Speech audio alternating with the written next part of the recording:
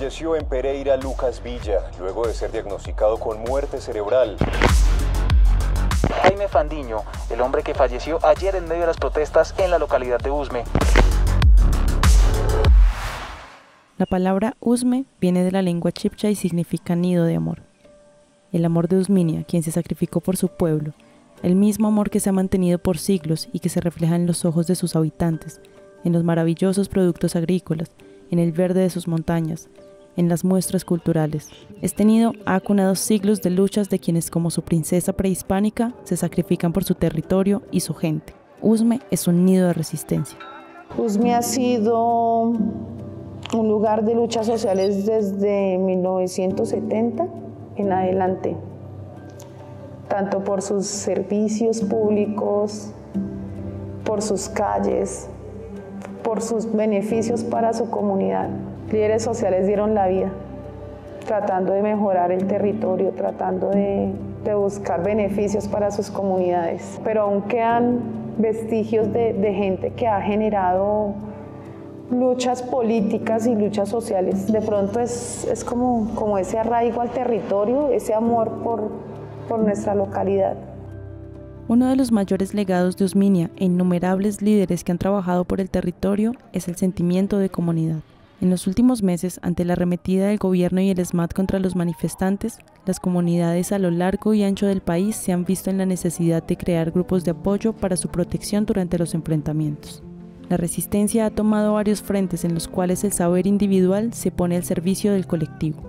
En el marco de este paro, desde hace 2 meses, ha sido como la veeduría para garantizar que no sean violados los derechos humanos de los manifestantes. Sin embargo, vemos que esto ha sido una labor titánica y de alguna manera imposible de cumplir, porque en los diferentes puntos nos hemos encontrado con una cantidad de abusos, de maltrato a la comunidad en general. Incluso defensores de los derechos humanos han sido violentados, maltratados, golpeados por ejercer su papel de veedor de que se cumplan estos derechos.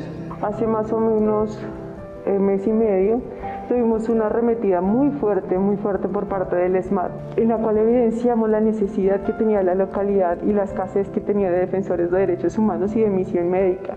Ese día tuvimos alrededor de 50 heridos solamente en uno de los puntos de atención médica. Hubo niños gaseados, abuelitos, adultos mayores gaseados, gases en las casas, los golpes, digamos que lo que está haciendo el ESMAD en este momento, inclusive la policía, es apuntar al cuerpo de los jóvenes que se están manifestando y en ese sentido han causado unos daños terribles. También pues estamos en el espacio como centro de atención humanitaria, en caso de que llegue algún agente de policía también, como garantes de derechos humanos que somos como ciudadanos, entonces pues también se les prestaría el servicio. El censo poblacional de 2018 informó que la localidad de Usme contaba para la época con 457.302 habitantes. Con el crecimiento de la ciudad y la construcción de grandes proyectos habitacionales, este número debe haber crecido exponencialmente en los últimos años. Sin embargo, la localidad cuenta solo con 15 centros de atención médica, los cuales son de atención primaria, y hasta el 27 de marzo de este año, luego de décadas de lucha, se empezó la construcción de un hospital de tercer nivel. Es una deuda histórica acá con el territorio de más de 20 años, donde no solamente beneficiaría a la gente de la localidad, sino localidades aledañas e incluso fuera del territorio del distrito capital.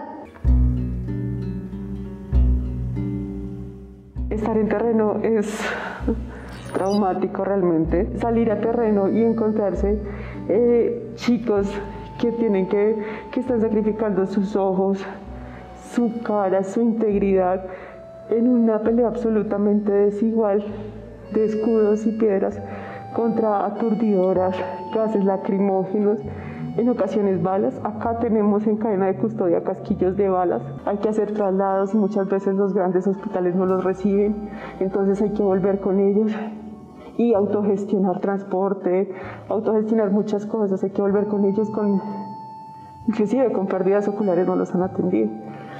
Entonces sí, es bastante complejo porque es como salir a un campo de guerra y ver que todos los heridos están de un solo lado. Si bien la situación ha develado la fuerza de la colectividad, también ha puesto un reflector sobre las dificultades que aquejan a los ciudadanos. Las carencias de sectores empobrecidos como Usme pueden ser perfectamente una radiografía del país y la explicación más clara sobre el contexto que ha llevado a la gente a las calles. Ellos en su saber cotidiano tienen razones valederas. ¿Cuáles son? La falta de estudio, la falta de servicios públicos, la falta de una calidad en salud, la falta de ofertas laborales, de un trabajo digno, de espacios de esparcimiento en el territorio, de, ¿qué te digo yo?, de una calidad de vida plena. Porque ha sido un sector históricamente abandonado. La educación en Usme ha sido completamente descuidada. Los chicos de Usme han sido lumpenizados. Lo primero que recibe un chico en el colegio no son oportunidades de una universidad, ni siquiera de un técnico. Lo primero que recibe es la bicha, lo primero que recibe es la droga. El cansancio colectivo de los chicos hace que este sea un punto de resistencia que está dispuesto a soportar todo lo que se venga para generar un cambio. El número de denuncias por violaciones a los derechos humanos y abuso policial demuestran que el costo humano ha sido impresionante a causa de la brutalidad con la que han sido reprimidas las protestas. Cuando llegan los medios tradicionales, que son los que cooptan el grueso de la comunidad, a desinformar y a decir el discurso que le conviene al estamento con respecto a satanizar la protesta, a señalar de vándalos a los muchachos que se manifiestan y hacer acusaciones fuera de proporción, sí genera en la comunidad no solamente indiferencia, sino que también cierto rechazo hacia la manifestación social. Con el argumento de que es lo que en este momento nos está afectando económicamente. Hay unas redes de derechos humanos, unos grupos de derechos humanos, mediante los cuales se procesan las denuncias. Sin embargo, en el marco de estos 2 meses, cuando llegan las últimas instancias, esto no ha sido tenido en cuenta, escuchado. Las demoras procesales son bastantes. Inclusive, ni siquiera con la visita de la Corte Interamericana de Derechos Humanos vimos como una solución inmediata. Hemos sacrificado mucho, muchísimo para poder ser escuchados y aún así este gobierno no ha tenido la voluntad política